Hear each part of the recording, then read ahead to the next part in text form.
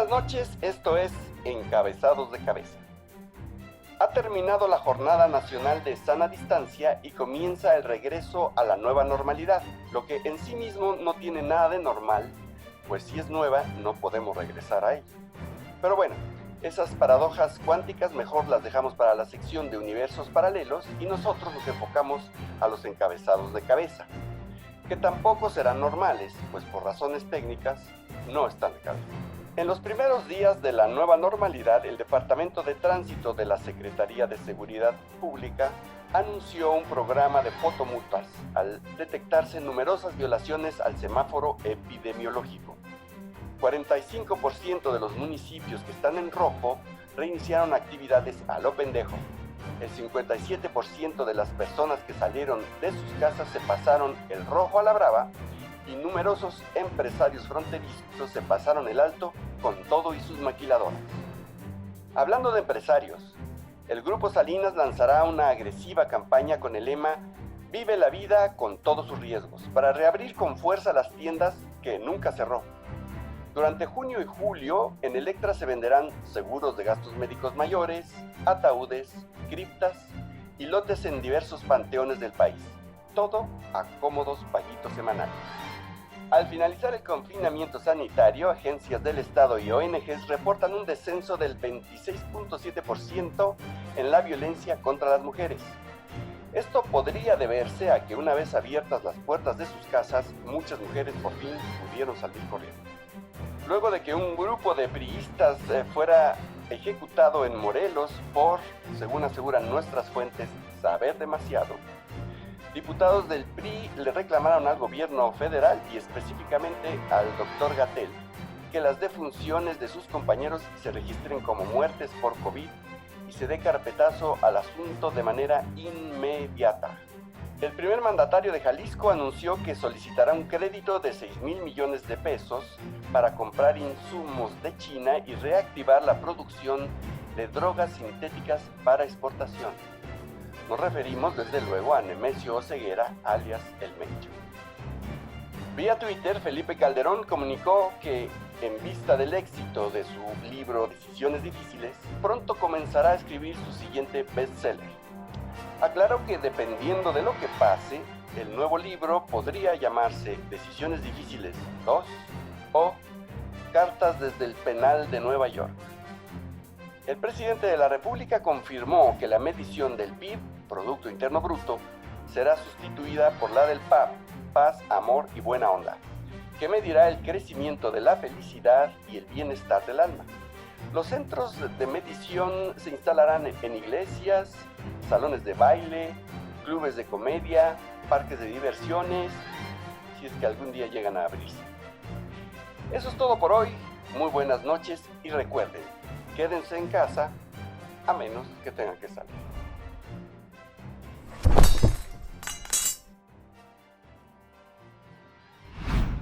¿Qué huele? ¿Cómo están todos? ¿Dónde están? ¿Cómo estás? Tocayo, muy bien aquí. Bien, ¿cómo Oye, estás de salud? Pues yo bien, yo todo a todo dar, yo me he mantenido aquí encerrado, tranquilo, me cuido mucho, me lavo las manos, pero tú, ¿cómo estás? ¿Todo bien?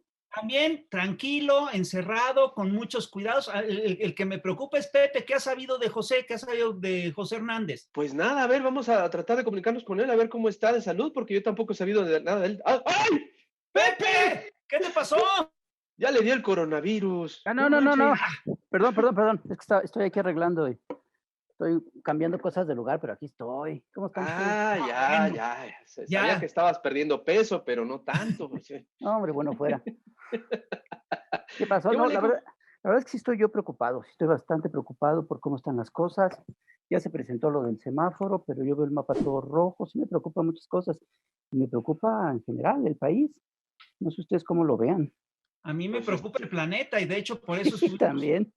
buscando expertos internacionales y ahorita que podemos hacer televisión en Zoom, pues ya hemos tenido aquí a Mélenchon, a Monedero, entonces estamos buscando un experto internacional y después de darle muchísimas vueltas, resulta que nos hemos encontrado a una notable experta en geopolítica de un lugar remoto y extraño que se llama la UNAM.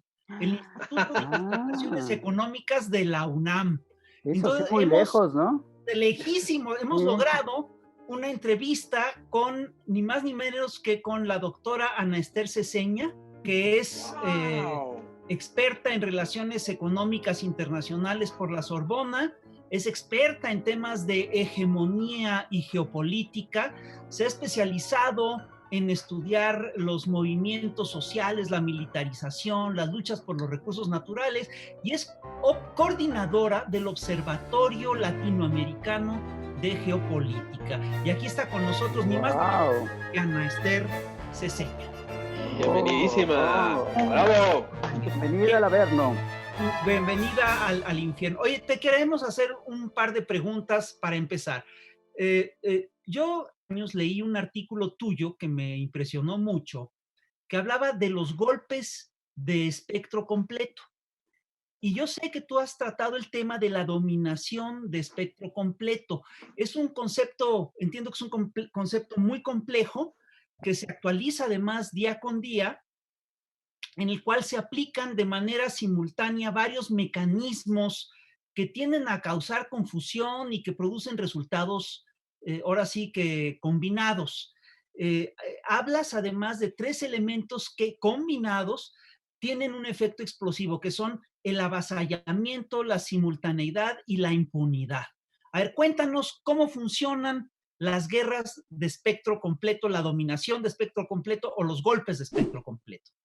Mira, es un concepto del Pentágono, el de la dominación de espectro completo, que ellos acuñaron pensando en que todas las formas de la guerra tenían que funcionar de manera coordinada, porque de otra manera iban a perder, ¿no?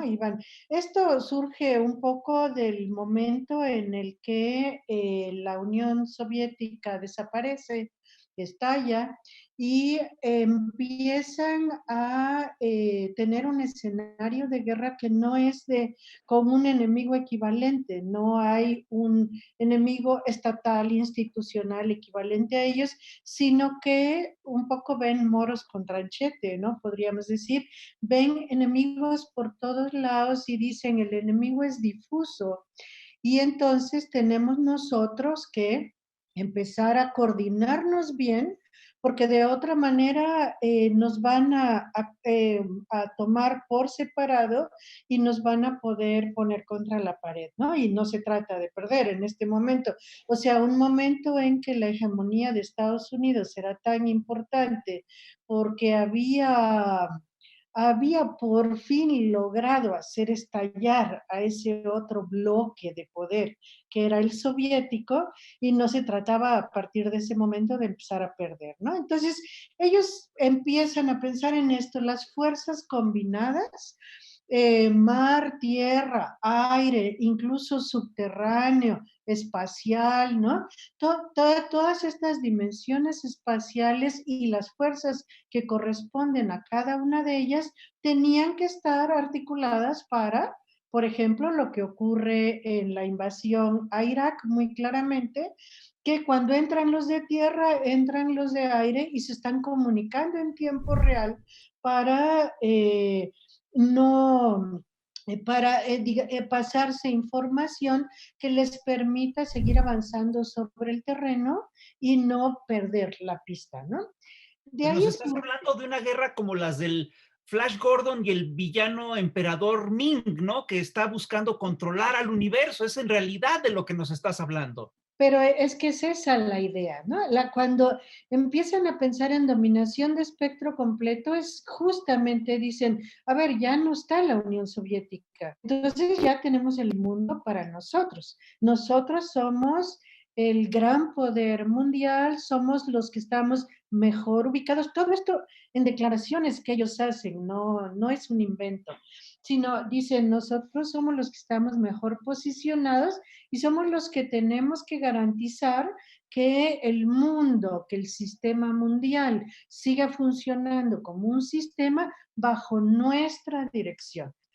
Y ahí es donde empiezan a transitar hacia una figura que está muy muy de moda, incluso todo el mundo la cita últimamente, que es la de la guerra irregular, ¿no? Que pasan de guerras convencionales, de confrontaciones de fuerzas equivalentes, ¿no? De Guerra Fría, a una guerra irregular en la que el enemigo es difuso en un primer momento y también entonces las fuerzas de guerra tienen que estar coordinadas pero ser difusas de algún modo, es decir, tener la capacidad, la flexibilidad para adaptarse de gran escenario de guerra a escenarios muy localizados, muy chiquititos, y empiezan a funcionar con células pequeñas de fuerzas articuladas que se llaman las fuerzas de operación especial, ¿no? Esas fuerzas de operación eran fuerzas como polivalentes, ¿no? Una célula polivalente que puede ir un poco el Rambo, pero multiplicado, o sea, un Rambo colectivo, porque Rambo, la verdad, era insuficiente para enfrentar todo esto, ¿no? A pesar de Hollywood. Y entonces, una fuerza polivalente, pero que fuera capaz de enfrentar cualquier tipo de cosa que se pudiera encontrar, ¿no? Oye, Esther, ¿y cómo queda América Latina en todo esto? Uy, América Latina es uno de los lugares lindos, escogidos, ¿no? Porque eso, fíjense, es como a la vuelta del milenio cuando está pasando todo esto. Son los últimos años de los 90 y en esa vuelta de milenio en América Latina pasan muchas cosas. Pasa que el año 2000 inicia el Plan Colombia, porque el año 99 tienen que sacar la base militar que está en Panamá. Y entonces sacan la base militar de Panamá, que era una base importantísima, porque además es en el centro del continente, y desde ahí se controlaba un poco todo, o sea, tenían una irradiación muy amplia. En este momento la quitan, pero hacen un Plan Colombia, de manera que no la quitan, la amplían, trasladan, ¿no? Y de una base hacen un triángulo que abarca el Canal de Panamá para protegerlo, pero que además instala bases y convenios militares en Colombia, que también pues es, digamos, el centro del continente. Pasa eso, pasa que en ese momento quieren lanzar dos planes de infraestructura, un poco pensando en el espectro completo. Mi interpretación del espectro completo es que uno no puede dominar solamente con recursos militares, ¿no? Que tiene que dominar con recursos que sean capaces de accionar en cualquier dimensión de la vida, porque si uno no abarca todas las dimensiones, tiene ahí digamos, cojea en esa dimensión. Un poco pensando en Vietnam, por ejemplo, o sea, sí, claro, tenían un poder bélico impresionante, pero los vietnamitas se organizaban de una manera distinta, se metían en madrigueras, hacían cosas inesperadas para una fuerza militar de ese tamaño. Entonces ellos a partir de ahí dicen, no, esto ya no nos va a volver a pasar, tenemos que actuar en muchos frentes y para mí que uno no puede hacer la lectura de dominación económica, dominación hasta emocional, ¿no? Territorial y bélica como si fueran cosas aisladas. Oigan, señoras y señores, esto está buenísimo, pero tenemos que irnos a un corte y regresamos de volada. No se vayan.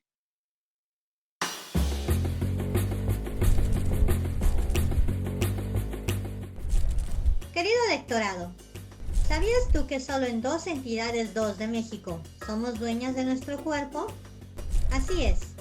La criminalización de las mujeres en casi todo el país es herencia de la rancia y misógina derecha prianista. La interrupción legal del embarazo, o ILE, llegó en 2007 a la Ciudad de México y a Oaxaca apenas en 2019. En las 30 restantes entidades no se respeta el derecho al aborto legal reconocido por la ONU y por el cual el comité de la CEDAW ha emitido diversas recomendaciones a México. Entre ellas, armonizar las leyes federales sobre la ILE y vigilar el respeto a la norma oficial mexicana 046 para asegurarse de que la objeción de conciencia no obstaculice los servicios en centros de salud a niñas y mujeres que han sido víctimas de agresión sexual en el país.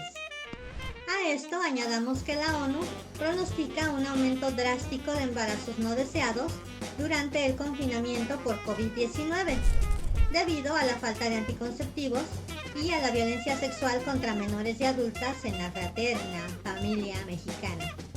Porque en efecto, ellas no se embarazan por arte de magia, pero al hombre se le exime de toda responsabilidad, ya que el sistema es muy bueno para encerrar mujeres por abortar, pero no para prender a violadores y feminicidas. Vivimos en un país particularmente conservador y de doble moral, en el que el abuso y la maternidad impuesta se traducen en muertes por abortos clandestinos y violencia obstétrica. Y mientras nuestros derechos no se respetan, en algunos estados los cigotos van ganando derechos. ¿Qué? Sí, el periódico Crónica Medieval de Nuevo León informa que el Congreso local ha decidido que el Estado debe promover en las escuelas el respeto a la vida de cigotos y demás fetos ingenieros. Educación sexual para prevenir el abuso sexual y el embarazo no deseado, ni pensarlo. Entonces, sabemos que la derecha sigue siendo la derecha, pero ¿y la izquierda? ¿A qué horas el aborto legal para todo México? ¿Gobierno de izquierda por el que votamos? La 4T debe impulsar la educación laica y ética, pues la maternidad será deseada o no será. Pues esa fue La Chamuca y nosotros regresamos aquí con Ana Ester Ceseña. Ana Ester, yo tengo una pregunta. Hace un momento hablabas de esa cuestión del espectro completo y de las guerras irregulares.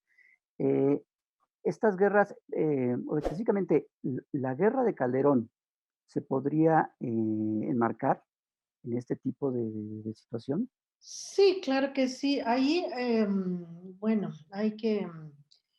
es una guerra irregular, por supuesto, la que hizo Calderón. O sea, es una guerra, fíjate, es muy extraña porque es una guerra que implica elementos internacionales, ¿no? Es decir, Iniciativa Mérida y todo esto, ¿no? Que están metidos aquí en México, pero es una guerra irregular que hace el propio Estado mexicano al pueblo mexicano.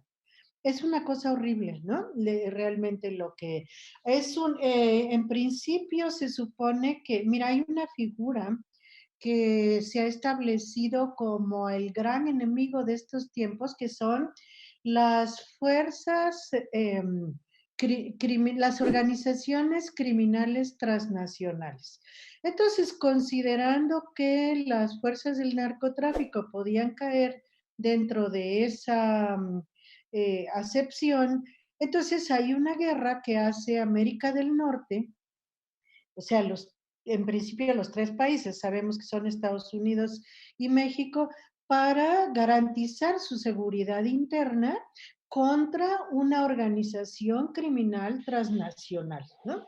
Entonces, con ese pretexto, con esa justificación, meten pues al ejército y fuerzas especiales, o sea, meten comandos incluso no solamente institucionales u oficiales, sino también privados. Entran empresas privadas de seguridad, más que de seguridad, son los famosos mercenarios que hacen la guerra, que siembran casos, ¿no? Y entonces México se vuelve con eso un polvorín, o sea, aquella violencia que en algún momento teníamos localizada en Ciudad Juárez, por ejemplo, que era el lugar más intenso, de repente se instala en todo el país gracias a que Calderón metió al ejército a patear un avispero en Michoacán y Guerrero, ¿no? Y entonces a partir de ahí, pues tienes todo el país metido en una dinámica de violencia, los cárteles peleando entre sí, la población viendo pasar balazos y de repente recibiéndolos. Eso es una guerra irregular, pero interna. O sea, cuando estamos hablando de guerra irregular en términos generales, hablamos de guerras que hace un país en otro territorio. Por ejemplo, Estados Unidos manda fuerzas especiales a Afganistán o a Siria o a Libia para lograr algún propósito, ¿no? En el caso de Libia fue muy claro, mandan fuerzas irregulares, fuerzas especiales para empezar a crear el escenario para tirar a Gaddafi, ¿no? Y eso lo van a estar haciendo en muchos lugares. En el caso de Venezuela también han aplicado fuerzas especiales, pero una figura de fuerzas especiales que ellos llaman fuerzas especiales no militares, o sea, fuerzas especiales que actúan en los terrenos de sociedad civil o incluso dentro de los terrenos militares, pero ellos no como soldados, no como efectivos militares, sino más bien carcomiendo, desestabilizando, haciendo cualquier tipo de tareas de este tipo. Entonces, bueno, hay la guerra irregular que se llama, más bien se aplica cuando estamos hablando de estas confrontaciones internacionales en que solíamos hablar de guerra convencional. La Segunda Guerra Mundial es una guerra convencional. Hay unos estados que pelean contra otros estados, ¿no? Que tienen ejércitos puestos ahí para la pelea. Y pasamos de ahí a la guerra irregular en que de repente no se declara que Estados Unidos está haciendo la guerra a otro, como en el caso de Siria, pero la hace a través de estas fuerzas, desestabiliza y pone en marcha una situación de guerra. Yo entre lo que es una guerra abierta, como la de Afganistán, Irak, Yemen incluso, a lo que es una situación de guerra. Un espacio en el que creas las condiciones de una guerra, que ahí sí habría que poner a México, me parece. ¿No? Desde el momento en que Calderón empieza con su guerra contra el narco, digo que México empieza a entrar en esta dinámica de crear las condiciones de guerra, la situación de guerra, en la que pues después ya es muy difícil dar marcha atrás, que ese es el punto de las guerras irregulares. O sea, tú metes chispas por un lado y por el otro, y luego ya no hay manera de que eso regrese a la condición que tenía anteriormente. Hay manera de quizá de resolver el conflicto, pero en otras circunstancias, ¿no? No vuelves a ser el de ayer. Una pregunta, mira, yo recuerdo que en 2009 Obama firmó la famosa doctrina de guerra irregular que le daba prioridad a esta forma de guerra sobre la guerra convencional. Y hay un artículo muy interesante del Washington Post del 2010, creo que lo firma un tal Karen de Jong y Greg Jaff, en el que hablan, entre otras cosas, de que a través de operaciones encubiertas, Estados Unidos estaba en 2010 en guerra en 75 países diferentes. Y hay una cosa que es curiosa, porque estas lógicas de guerra irregular, según el mismo Washington Post, establecían que en la guerra irregular el campo de batalla pues no tenía límites, como es un campo no convencional, pues no hay límites, no hay trincheras, no hay terreno diplomático, y las tácticas y estrategias que se utilizaban eran estrategias no tradicionales, que incluía, por ejemplo, manejo de medios, manejo de operaciones encubiertas, vínculos con el crimen organizado. Si ligamos esto al hecho de que Estados Unidos, según denuncia, según lo han dicho los propios académicos norteamericanos, ha estado metido en todas las guerras de la droga después de la Segunda Guerra Mundial, yo creo que esto sí nos da elementos para pensar que aquí sí hubo una guerra irregular y que sí estuvo y está metido Washington en este proceso, ¿no? Claro. Claro, es bien complicado porque ¿dónde marcas la línea? Mira, las guerras irregulares tienen otro elemento también que es interesante destacar y es que nunca sabes cuándo empiezan y cuándo terminan, ¿no? O sea, empiezan así de a poquitos diseminándose y nunca se sabe cuándo van a terminar porque los actores, los agentes de esta guerra no son agentes definidos con precisión.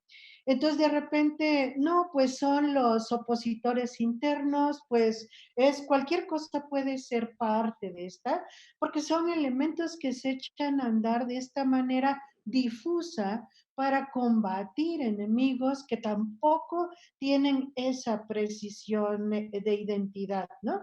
Pero por supuesto que aquí a México se le sometió a eso, y mira, se le sometió a eso entre otras cosas porque era necesario hacer la reforma petrolera, entre otras cosas, ¿no? ¿Y cómo íbamos a hacer la reforma petrolera con un pueblo levantado y que cada vez que se quería hacer la reforma, la gente se movilizaba, estaba en contra, qué sé yo, ¿no?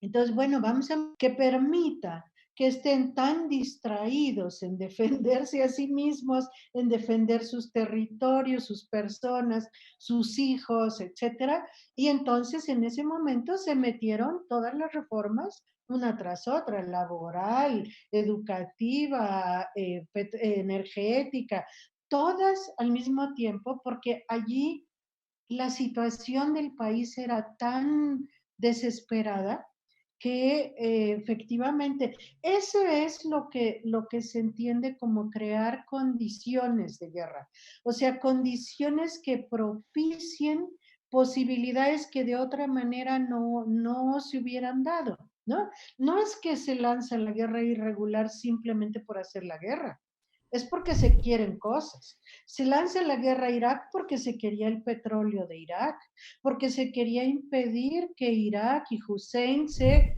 convirtieran en una cabeza, digamos, de hegemonía regional importante que les pusiera a ellos límites en su acción en la región. Entonces, siempre hay como propósitos muy de estos estratégicos que se persiguen y y en ese momento entonces se crean todas estas condiciones, yo diría que es como el caldo de cultivo, las condiciones de posibilidad de un ataque de este otro tipo. O sea, siempre es por apropiarse, ¿no? Por invadir, por avanzar sobre el territorio que se está tocando. Bueno, estamos aquí en YouTube y yo le quiero preguntar, tú hablas con frecuencia o tú utilizas con frecuencia el efecto, hablas del efecto que tienen tres elementos explosivos que son el avasallamiento, la simultaneidad y la impunidad en las guerras de espectro completo. ¿Cómo los defines? ¿Qué son el avasallamiento, la simultaneidad y la impunidad? A ver, es que estas guerras irregulares tienen como característica que son guerras asimétricas por los dos lados. Entonces, la asimetría lo que hace es que sea necesario aplicar la fuerza no equivalente, sino una fuerza distinta. Y entonces, por ejemplo, lo que yo observo mucho es que cuando Estados Unidos ha entrado a algunos países de América Latina, por ejemplo, a veces entra por vías encubiertas, entra a través de golpes de Estado, de cosas así, pero siempre entra de manera que aplica una presión sobredimensionada. Más allá de lo que sería necesario para vencer a un adversario, se va mucho más allá, de manera que a ese adversario no solamente lo vence en ese momento, sino que lo desbarata o no le deja condiciones de recuperarse. O sea, eh, es como una lucha total, una lucha realmente a muerte contra ese adversario. No es una guerra de negociaciones, es una guerra de exterminio, de aniquilamiento, ¿no? Y entonces tú tienes muchas maneras de aniquilar al enemigo. Una de las maneras tremendas de ir quitándole al enemigo la fuerza eh, para defenderse, para contestar, es, por ejemplo, la aplicación de impunidad. Piensa en lo que ha ocurrido en México en todo un periodo, el periodo este que hablábamos de la guerra de Calderón. En la guerra de Calderón tiene, entre otras cosas, el ingrediente de que te pase lo que te pase, no tienes a quién acudir. O sea, no hay Estado de Derecho, no puedes ir a ningún lado a decir, a ver, mis derechos humanos, mis derechos, qué sé yo, ¿no? De lo que sea, de la tierra, No, no hay quien te escuche. Vas y pones una demanda y sabes que no sirve de nada. Y sabes que todo lo que hagas así, institucionalmente, no va a servir de nada, porque el grado de impunidad y además el grado de conexión entre aquellos que aplican la violencia y aquellos que detentan el poder es total, ¿no? O sea, están imbricadísimos, hay como una correa que va, por ejemplo, no central hacia aquellos que están aplicando la violencia en muchas de las localidades y entonces esto hace que, bueno, la gente, que es ese enemigo supuestamente, el pueblo, ¿no? La gente no tenga recursos para defenderse más que los suyos propios, ¿no? O dar la pelea, o encontrar formas de darse la vuelta, es decir, ya, una serie de tácticas quizá de defensa, ¿no? De resistencia que tiene que ir inventando, pero entonces tú vas a tener esa impunidad al mismo tiempo que la fuerza que se te aplica es mucho mayor que la que tú puedes resistir, ¿no? Entonces te va a dejar planchado. Pero además de esto, te aplican diferentes mecánicamente.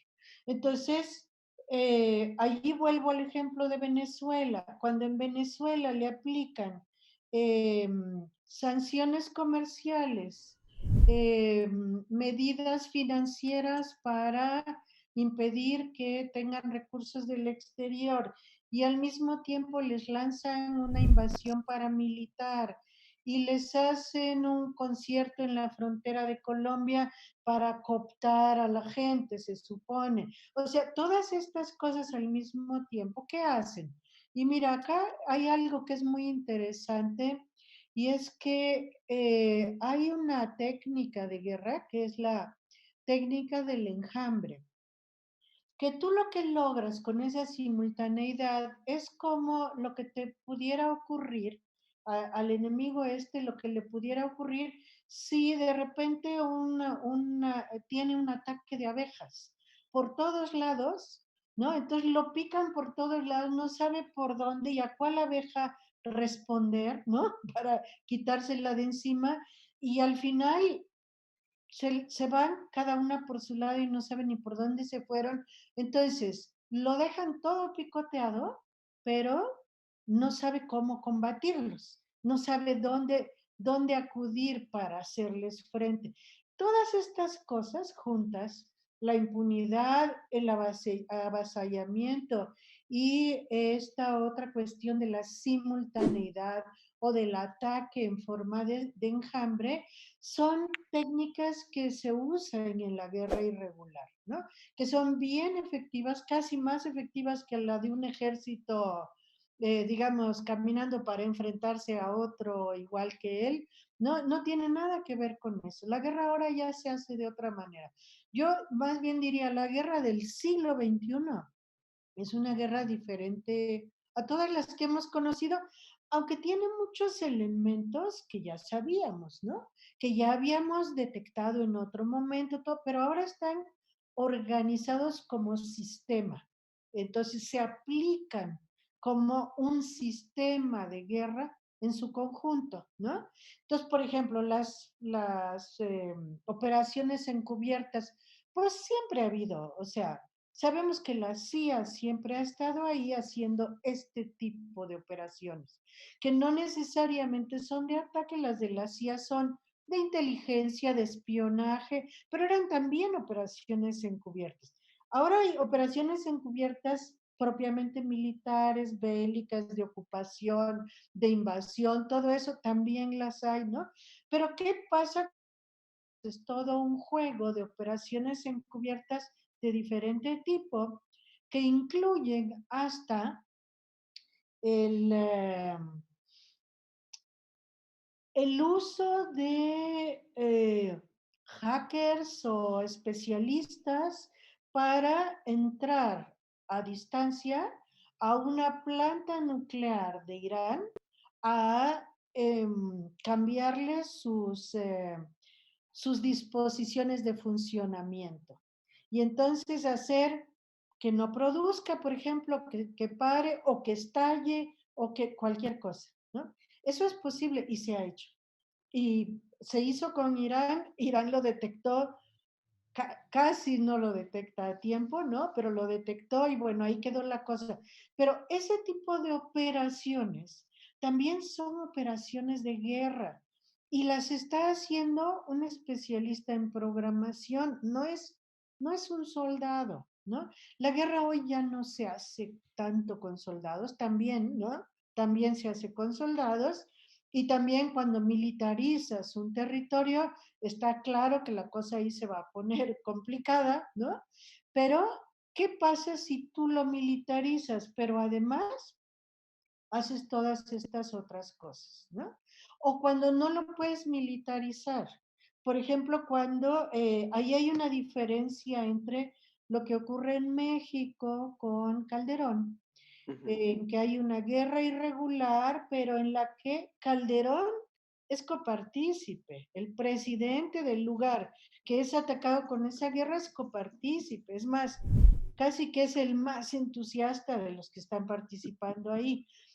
Ve ese caso y ve el otro de Venezuela, en que se hace esta guerra, pero el gobierno local, el gobierno de Venezuela, está tratando de detenerla, de repudiarla. Entonces, no hay colaboración de ese gobierno, sino que hay confrontación. Ahí hay, entonces se opera de maneras distintas. Acá en México nos pueden meter todas las fuerzas militares, policiales, la CIA, el FBI, los propios militares de Estados Unidos que vienen a supervisar cosas, todo eso lo pueden hacer. En el caso de Venezuela, no. Si entra un militar de Estados Unidos o de Colombia, es una invasión, ¿no? Se considera una invasión. Acá era colaboración. Entonces hay como dos casos muy distintos. Y los dos son esa guerra irregular, los dos son eso que yo llamo de establecer las condiciones, la situación de guerra, establecerla y dejarla ahí, ¿no? Tú lanzas todas las fuerzas, las colocas ahí y luego que siga su curso, ¿no? Y que siga deteriorando, en el caso de Venezuela, por ejemplo, es muy claro, que siga carcomiendo poco a poco, hasta que llegue un momento en que la cosa estalle. Regresando a esto de México, tú hablas de en el sexenio de Calderón, el propio presidente, el propio gobierno estaba en sintonía con estos propósitos de guerras irregulares. Pero actualmente la situación es distinta. Por primera vez en décadas, el presidente no solo no está en alianza con los poderes económicos, sino está en total oposición. ¿Qué podemos esperar entonces en ese sentido en un escenario de guerras irregulares? A ver, me haces una pregunta muy difícil porque, porque si bien coincido con parte de lo que dices, aquí hay una situación un poco difícil de repente de interpretar y es que es en este gobierno que se les entrega a los militares la potestad de ser los garantes de la seguridad interna, que eso no se les había entregado, ¿no? Hasta ahora, sí, Calderón había usado, por ejemplo, el ejército en seguridad interna, pero era como circunstancial. Y ahora no, ahora incluso es constitucional. Se les entregó algo que nunca se les había entregado y yo estoy contra de que haya ocurrido eso porque me parece que es gravísimo, es un riesgo muy grande para el país, porque a lo mejor hoy efectivamente el presidente puede estar en contra de todo eso, pero mañana tal vez este presidente no está, ¿no? Digamos, en una situación hipotética, que bueno, no quiero, no quiero que pase así, pues no es mi intención. Pero digamos que el presidente actual muere hoy, ¿y qué pasa? El ejército ya se quedó ahí instalado. O sea, y cambian las cosas, o hay un cambio de gobierno, el ejército ya quedó ahí instalado, ¿no? Y entonces, aunque sí hay una política distinta, reconozco que hay una política distinta, la militarización que ha habido en este periodo es excesiva, es grave. Se le ha dado mucho más presupuesto a las Fuerzas Armadas que lo que se le había dado antes.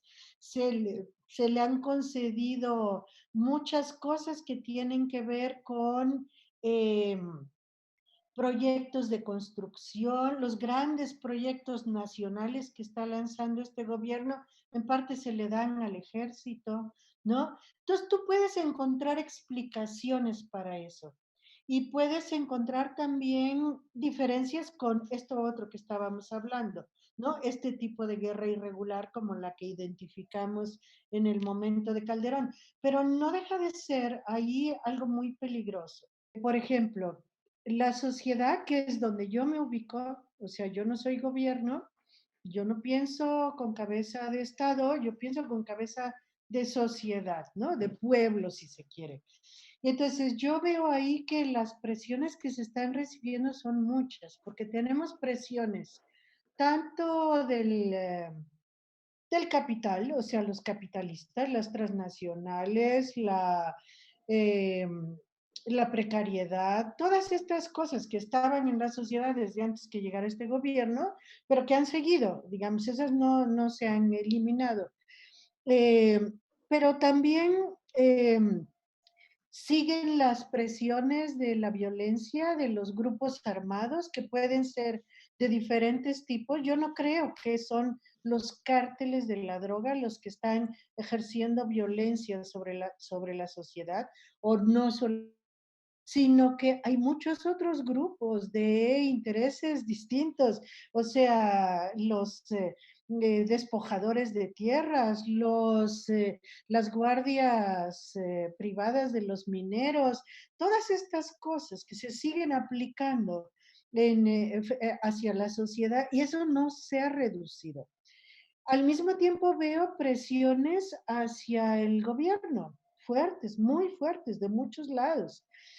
Y este gobierno eh, ha querido hacer frente a esas presiones, ha querido poner en orden algunas cosas, por lo menos es lo que yo percibo, lo que ha estado declarándose y todo, ha querido, por ejemplo, disminuir la corrupción, que es algo tan complicado, pero no logra con estos poderes fácticos establecidos, no logra avanzar mucho y mientras también está perdiendo otro terreno porque ha dado la vuelta a mirar proyectos como salida, como oportunidad para recomponer las cosas en este momento, ha dado la vuelta a mirar hacia proyectos con los que la sociedad gran parte de la que votó por él no está de acuerdo, como los proyectos de infraestructura del sureste, que son proyectos muy complicados porque eh, ponen en riesgo, ya yo digo, no solamente a la gente local de los lugares donde se van a emprender, sino que van en el mismo sentido de daño a la ecología en términos generales, de daño al planeta, de no darse cuenta del cambio climático, de que estamos en estrés ecológico total, ¿no? Entonces hay muchas cosas allí que están complicadas porque no terminan de acomodarse. Y son una serie de piezas que están jugando en este rompecabezas que todas son muy complicadas, pero que si a esto le agregamos la militarización, pues termina siendo realmente muy difícil. Yo siento que se están tocando límites peligrosos, ¿no? Sí siento que se están tocando límites peligrosos y no sé, que habría que empezar a lo mejor adoptar diferentes perspectivas de análisis y no una sola, como para ver como por dónde se puede avanzar.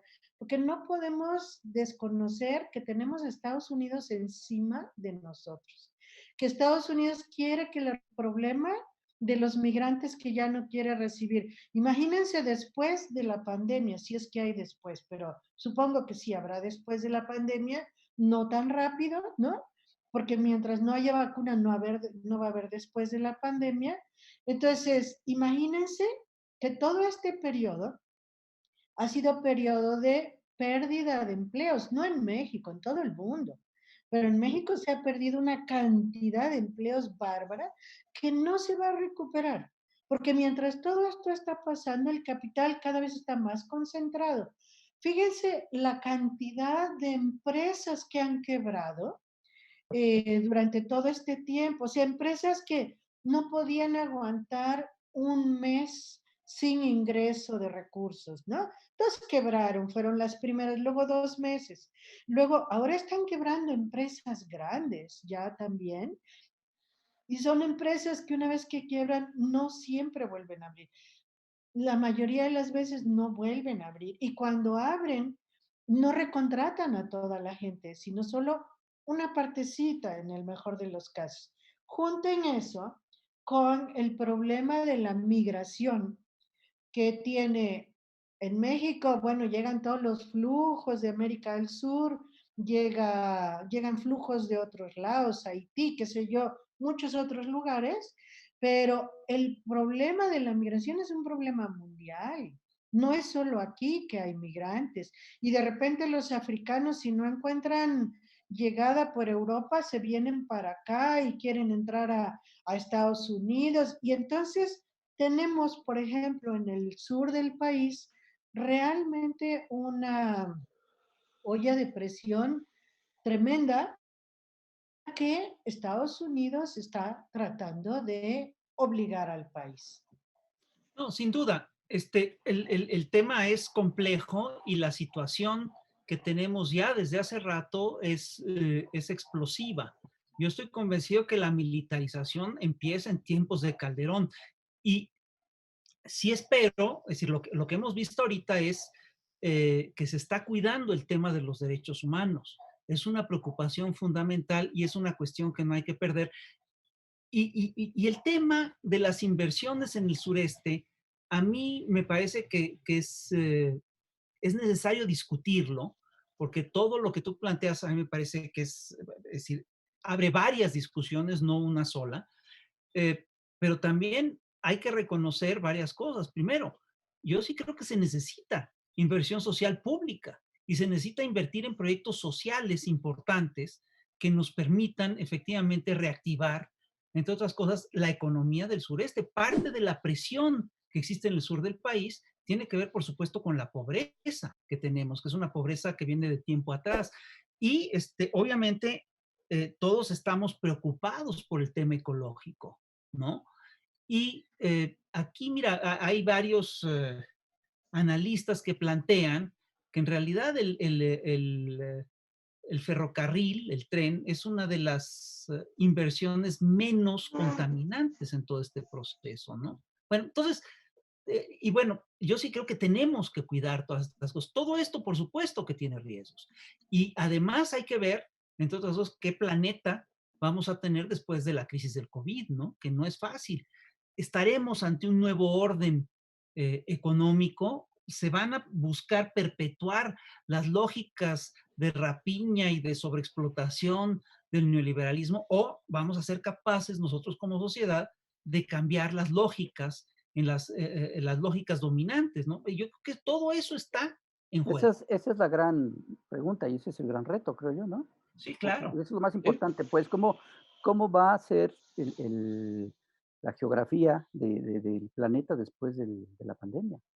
¿Qué es lo que va a pasar? Fíjate, una cosa que es bien preocupante de la manera como se está solucionando la pandemia es que, a ver, hay un escalonamiento de actividades, ¿no? Y entonces empezamos a reactivar actividades, no acá, en todas partes, ¿no? empezamos a reactivar actividades que supuestamente son también esenciales. Que es que ahí hay que dar una gran discusión. En eso estoy de acuerdo con el Fisgón. Y yo, la verdad, estoy dispuesta a ir a cualquier espacio de discusión que sirva, donde sí nos vamos a escuchar mutuamente. Ahí estoy Claro. en la mejor disposición. Pero ir para que no me oigan y me... No, eso sí, no voy a ir, ¿no? Pero entonces, bueno, las actividades esenciales hoy en día, la minería, los hidrocarburos, el cemento y la construcción. ¿De qué estamos hablando? Todas son actividades depredadoras, todas. Y fíjense, en el mundo, por un lado la concentración del capital y por el otro lado el reactivar este tipo de actividades. ¿Qué es lo que estamos haciendo? ¿Qué es lo que se va a lograr? Reafirmar el patrón energético y extractivista que es el que está causando el mayor problema al planeta. Y el planeta somos todos, es la península de Yucatán, es el pedacito de Oaxaca, es todo eso, pero son también las selvas del Amazonas y África y lo que se les ocurra. Ahí estamos todos. Y lo que estamos haciendo acá, en la península de Yucatán, repercute en todos esos otros lados también. Y yo la verdad tengo una cantidad de argumentos impresionante como para convencer de que estos proyectos no son la mejor salida. Incluso yo diría, a ver, un gobierno progresista hoy en día, ¿qué tiene que hacer?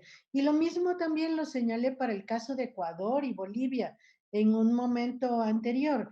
¿Qué tiene que hacer? Sumarse al mismo tipo de desarrollo que se ha venido aplicando siempre, acatar lo que las transnacionales marcan como sus pautas, porque si no, no van a venir a invertir acá.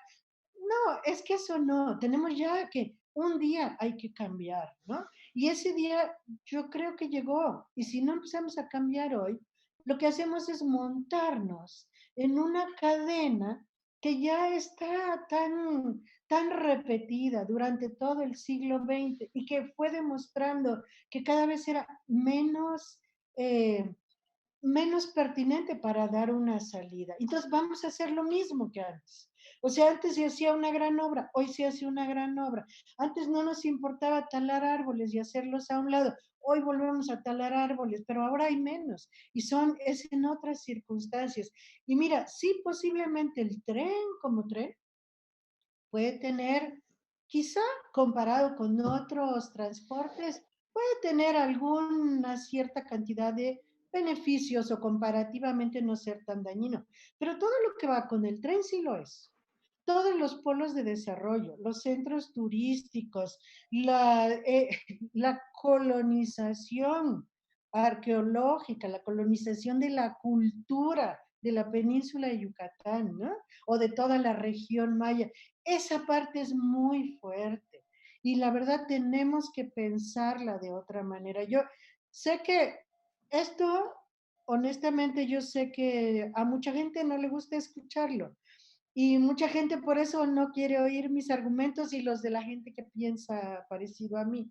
Pero yo les digo porque me parece que es una responsabilidad como mexicana que soy y como humana en este planeta que soy, es una responsabilidad poner mis conocimientos en la mesa como para que sirvan para tomar las mejores decisiones.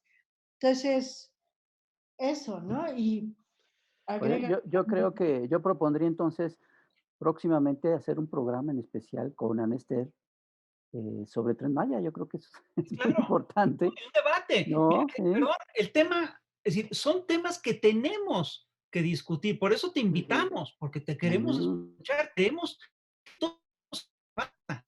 Sí, esto se tiene que discutir, es obligado. Son cosas que tenemos que revisar qué planeta queremos, tenemos que revisar qué tipo de economía queremos. No, no, no, es decir, acaban de sacar el manifiesto post-COVID, no sé si lo has visto, que está fantástico, que habla, entre otras cosas, de la necesidad de revisar qué planeta queremos. El COVID nos metió efectivamente en una crisis sanitaria, en una crisis económica, etcétera, etcétera, etcétera. Y el mundo que tiene que salir de esto tiene que ser diferente. No puede ser un mundo que se rija por las lógicas neoliberales. No puede ser un mundo, por ejemplo, en el que se establezca que la salud es una mercancía.